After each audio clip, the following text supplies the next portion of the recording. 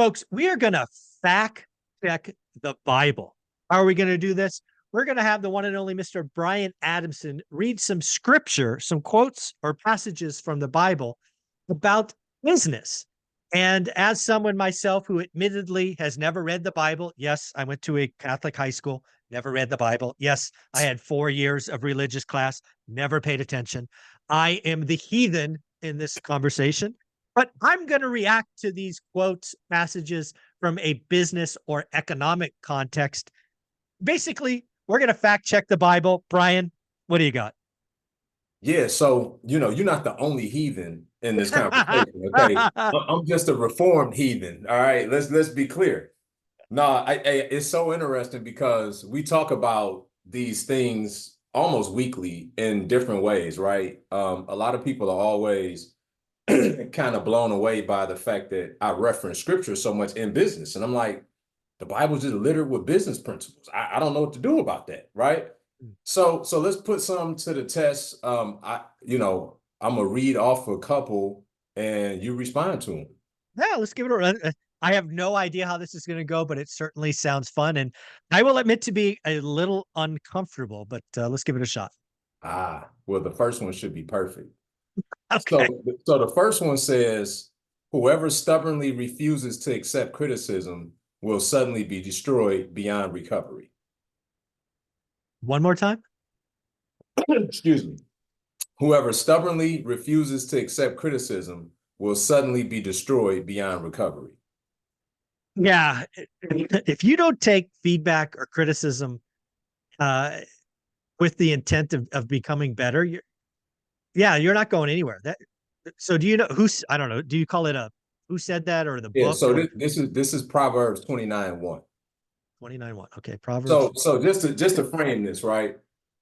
I took scripture specifically from Proverbs, Okay. which is arguably written by the wealthiest, wisest man in the Bible, King Solomon. Okay, so Okay. these are all principles that he established, which helped him bolster his success and helped so many others that people paid him a ton of money to the equivalent. Queen of Sheba specifically paid him the equivalent of trillions of dollars in today's money to coach her and her contemporaries on from his level of success and wisdom. So I pulled these specifically Okay. out of the book. Okay, because All from Proverbs. Okay. all from Shout out Proverbs. King Solomon. All right.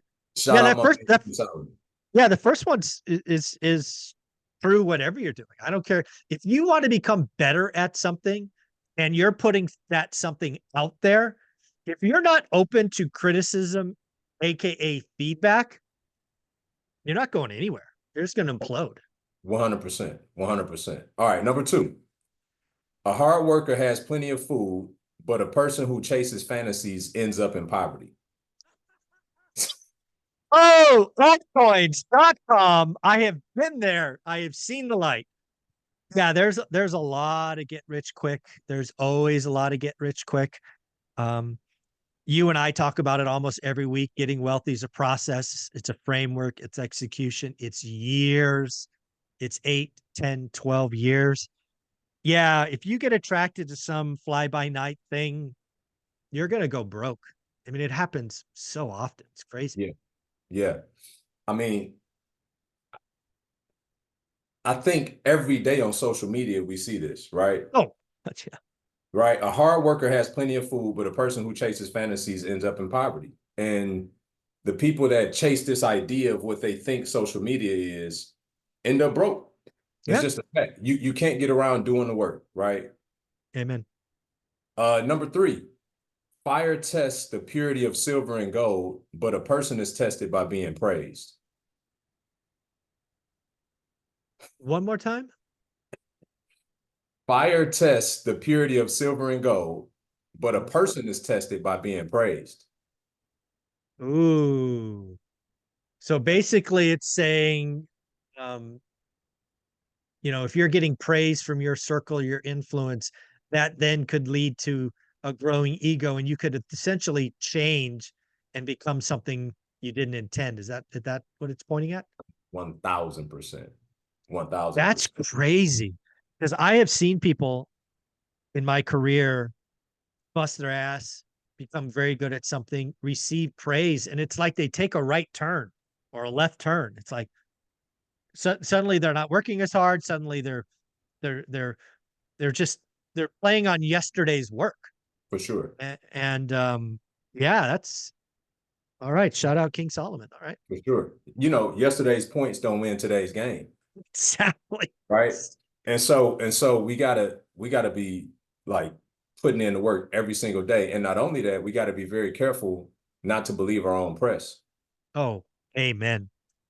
right? Yeah, And I think that that's is exactly something what the that's a scripture is big talking deal. about. Like people get drunk off of reading their own press, and it's like Yeah. you can't afford to do that and sustain being successful.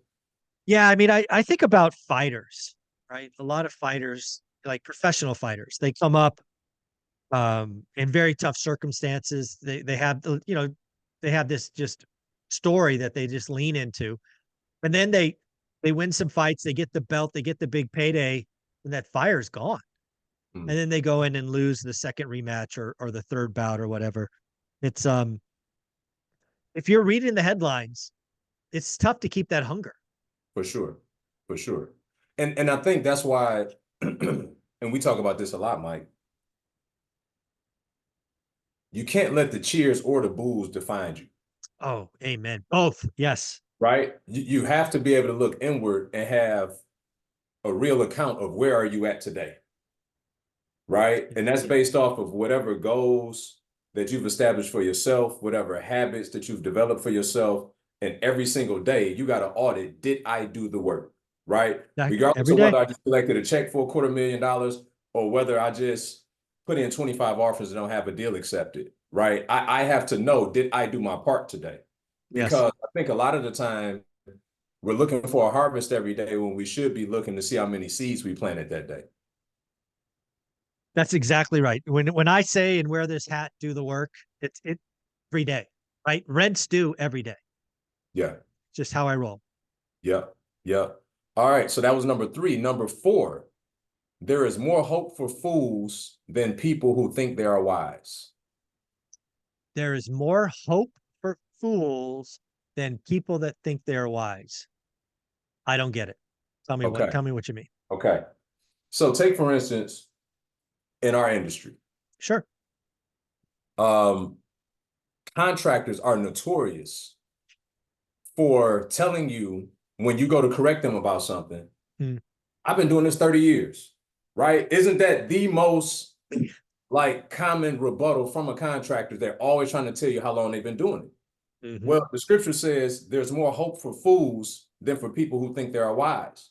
They think because they've been doing this for 30 years that nobody can correct them on it. Yeah, So for scripture is sure. saying that we have the humility, even in our foolishness, of taking correction. There's more hope for us because we're actually Got it. allowing ourselves to be refilled by something else and somebody else, as opposed to somebody that's so full of themselves they can't be filled by anything else. Oh, yeah. Yeah, it's really I mean, you see it in all industries. I was a software sales guy for, 25 years of my career. And Mm, you get somebody up there, the most common thing was like you have a sales rep of the year, right? And typically the following year, that individual doesn't do so well, mm, right? The quota change, account change, lots of reasons. But in theory, what made them, what usually happens for the person who's the rep of the year okay. is they landed one monster deal that likely had the entire company and the CEO behind them Mm, making that happen. So okay. they were at best a bus driver, and they had this whole army of people behind them making sure the bus got to where they were supposed to go. Okay. And that's just not repeatable. But a salesperson of the year thinks that they made it happen all by themselves. They do the same stuff.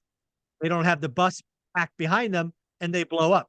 They sometimes get fired the next year because they have no pipeline and no revenue. Crazy. So it's crazy. Crazy. Crazy. So you're better off acknowledging where your deficit is Yeah. than you are to be overconfident, right? And we see people Amen. burn every single day because of that very reason. Okay. Love it. All right. Number five, and you're going to love this one. Lazy people take food in their hand, but don't even lift it to their mouth. Oh, wow. Man, that one hits hard. That is so awesome. That is so well said, too. Lazy people put food in their hand, but don't lift it to their mouths. How often do we see that? That's wild. How long ago was this all written? This is thousands and thousands of years, right? Over 2,000 years ago, bro. King Solomon, he no fool, man. I Yeah. don't even think I knew who he is. I gotta go look him up. Which, by the way, right? We look at content creation today. He put out over 3,000 proverbs 2,000 years ago, and we're talking about the content right now, right? Yeah, yeah. I had Content a go creation is very important. It's been going on for a long time, Mike.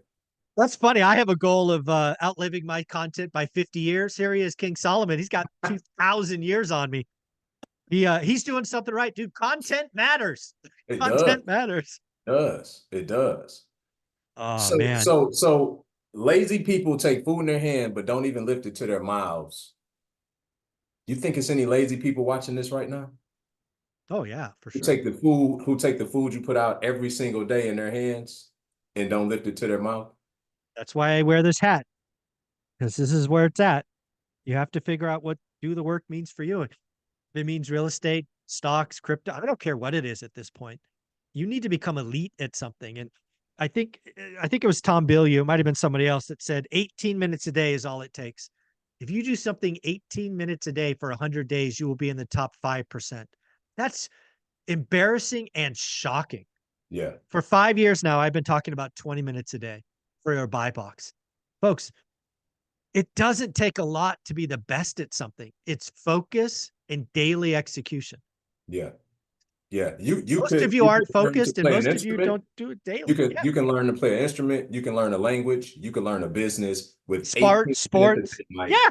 18 minutes a day. The average person scrolls 2 to 3 hours a day on their phones.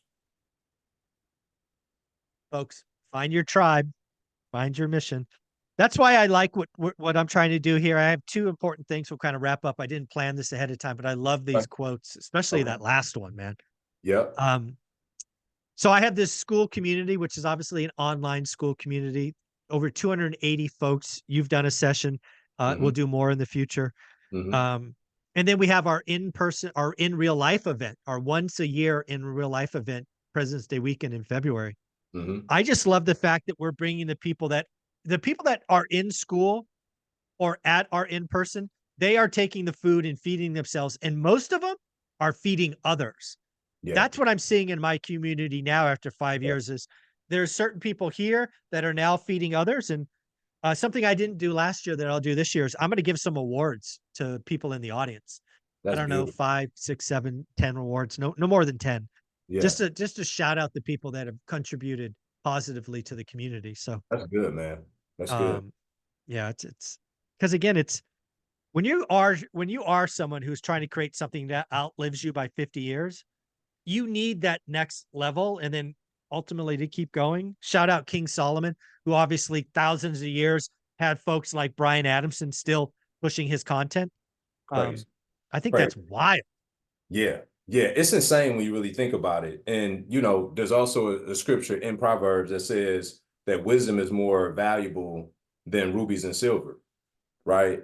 So it's basically telling us that wisdom is the prerequisite to wealth, not money. Yeah.